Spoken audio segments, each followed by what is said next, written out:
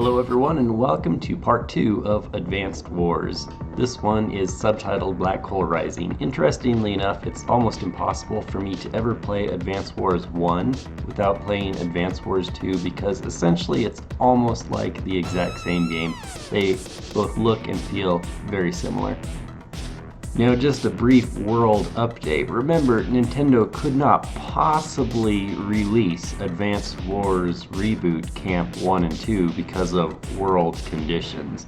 And well, here we are, October 27th, 2022, and this game is still not released because of world conditions. The interesting question is it the case that by the time these videos hit YouTube, they still won't be released, or what? But speaking of video games that contain fictional characters fighting for fictional nations in a fictional land, Nintendo says that Fire Emblem's Engaged is going to be released in January. And I have to think to myself, why is it okay for that game that is obviously and clearly based on war, that contains just as fictional characters and just as fictional nations and just as fictional world as Advanced Wars does, can't possibly be released. So obviously there's your proof that Nintendo is nothing but disingenuous hypocrites. But really, why stop there? What about all of the game companies that make first-person shooter video games? How about those companies, every single time there's a school shooting, aka world conditions, they decide to not release their first-person shooter video games because of world conditions? Any takers? Let me know in the comments. Due to the fact that this game is pretty stinking similar and plays virtually the same as Advanced Wars 1, my overall commentary for this is going to be reasonably brief, although I do have a show and tell item, so check this baby out. Here is Advanced Wars 2 Official Player's Guide.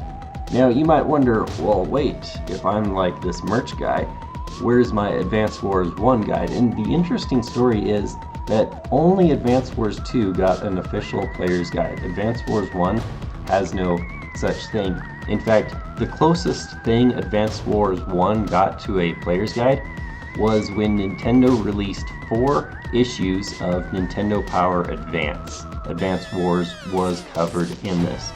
However, it's not a complete guide. It doesn't contain every single detail like, say, an official player's guide does, but it's reasonably good in its own right.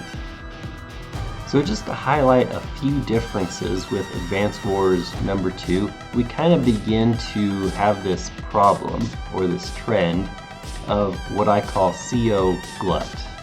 Now in Advanced Wars 1, remember, it was basically the Orange Star Army going to war with everyone, because we didn't really know Black Hole was behind everything.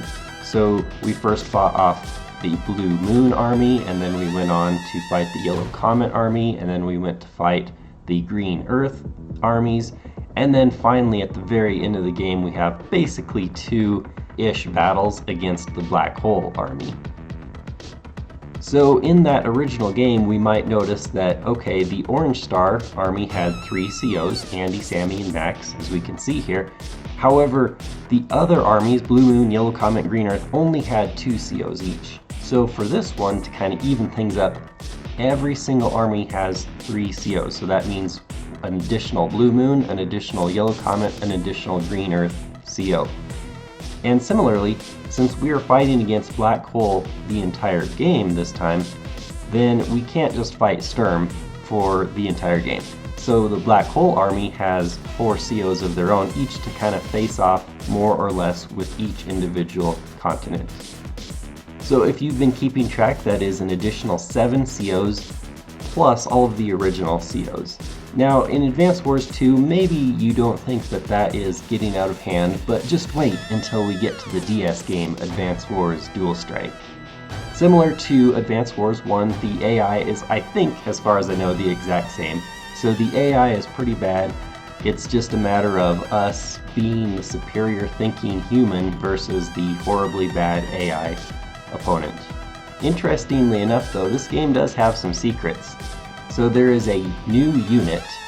What is the most powerful land unit in Advanced Wars number 1? the medium tank. Now, don't you think it's interesting that the biggest, baddest, heaviest artillery tank is only the medium tank? What is that implying here? So here we get kind of like the highest, most powerful tank, also known as a Neo tank, but we'll get into how we unlock those during the playthrough. One other notable change with this game is the CO power has been slightly modified. In the original game, we only had a CO power that we could use when our gauge filled completely. Now, however, we are basically given 2 CO powers. So as our CO power gauge fills, at some point, different for every CO, it reaches a point where we can use our minor CO power. And then if we let it fill all the way to the maximum, then we can use our super CO power. And again, we'll kind of get into the various character differences about how they're different and what their super CO powers are during the playthrough. So that's all I got, so let's go ahead and get into this game, shall we?